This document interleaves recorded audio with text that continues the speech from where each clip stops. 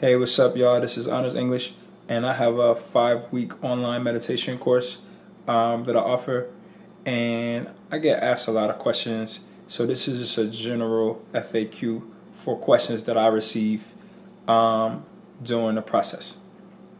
First question: I try to meditate, but I can't stop my thoughts. So what do I do?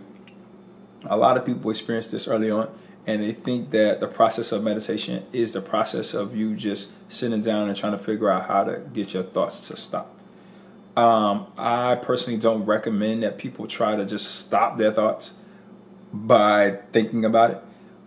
In fact, the metaphor usually is that the mind itself is like a lake, right? And so each thought is like a rock. And the more thoughts you think, and so even just thinking about trying to stop yourself from thinking just makes the lake ripple even more, and you won't find peace in that way. So that's not a good approach to get to a place of kind of peace and tranquility. Now, there are techniques you can use, from breathing exercises to body awareness exercises, to even certain sounds you can use that can help to bring you to a place of quieting the mind, slowing down the mind, getting to very few thoughts or one thought or even no thoughts. But to try to think your way to that is not something I personally would recommend. I think all that's going to happen is you're going to end up frustrated, and you're going to probably meditate on frustration. And if that's something you're interested in, that's perfectly okay. But usually that's not what people are going for. Second question: what foods help or hurt meditation? Now, this is a very complex subject. I could talk about this for probably an hour, but for the sake of being brief, I'll just say that in regards to meditation, if you know you're going to meditate, it's better to stay away from heavier foods like breads, meats, pastas, and these sort of foods that consume a lot of energy and take up a lot of your body's energy for digestion. Now, there are other foods that are lighter, like fruit or raw food, meaning like uncooked vegetables, that will provide your body with energy, but also still have some spirit in them. So we consider those foods lucid foods. So I recommend people eating those foods if they're planning to go into meditation. Now, even still, aside from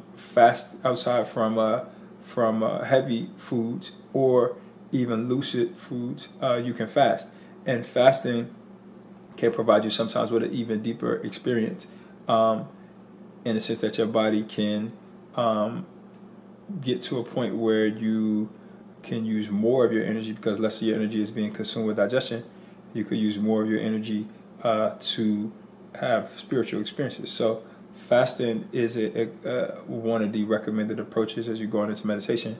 And you can fast for 12 hours, 24 hours, whatever is healthy and comfortable for you.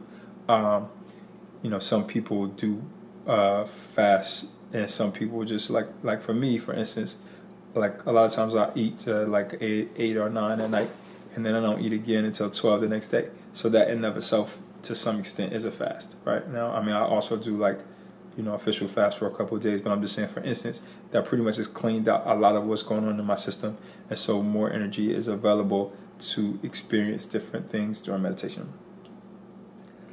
Next question: is it necessary to do yoga and meditation? Okay, so the first and simple answer to this question is no. It's not necessary for you to do yoga and meditation together.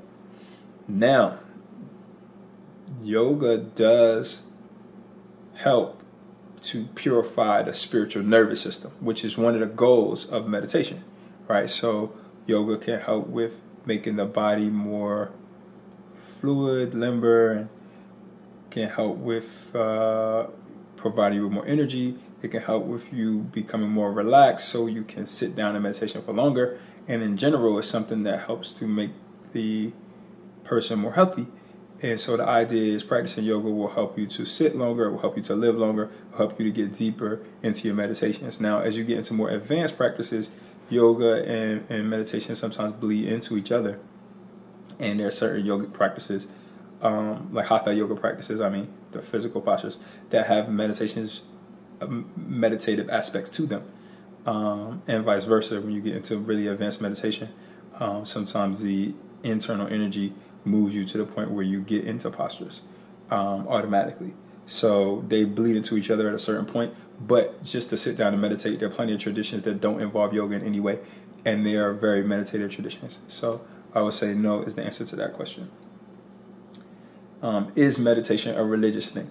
Let me just say, first of all, I'm not a religious person, and I don't approach meditation in a religious way.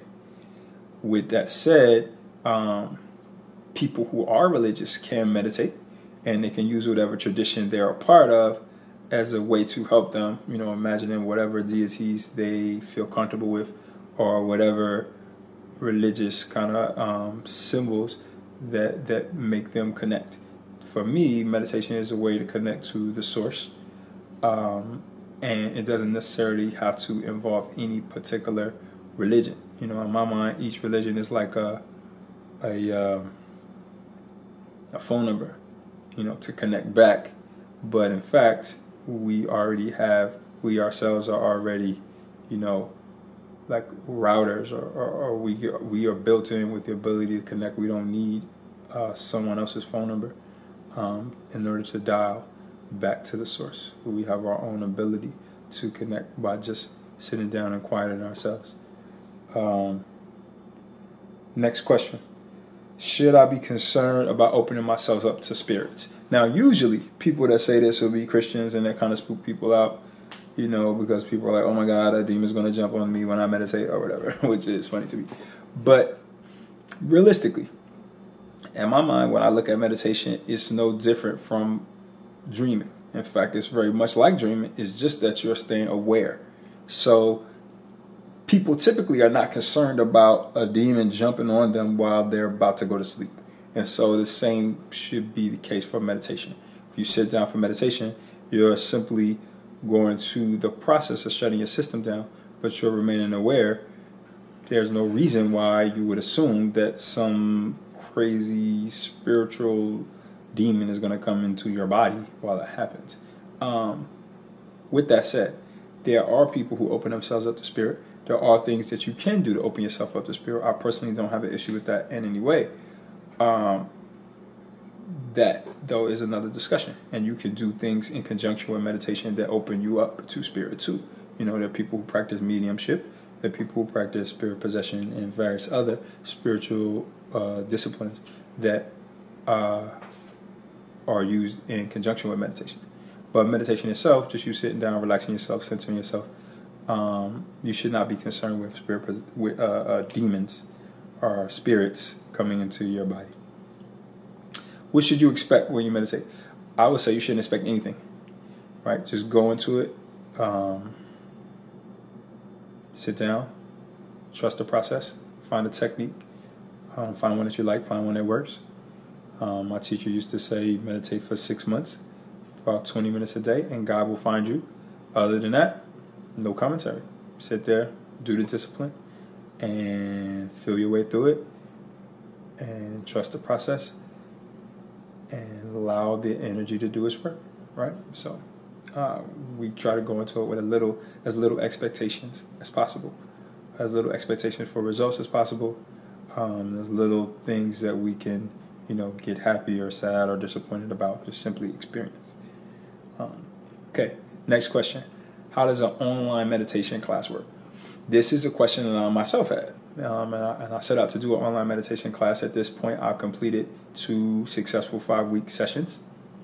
And I am able to, through online vehicle, use the techniques I learned in my initiations to help people have spiritual experiences. So that's great. To me, it helps me to open up the lessons that I've learned and share them with other people who are at different time zones than me, different cities than me, even different countries. So that's great. It's something I'm excited about sharing. I've been meditating for a long time, and I want to be able to, teach people that are open to the things that I know. So this is a great vehicle to do that, and I'm excited to share. So this is something I plan to expand in the future. Next question.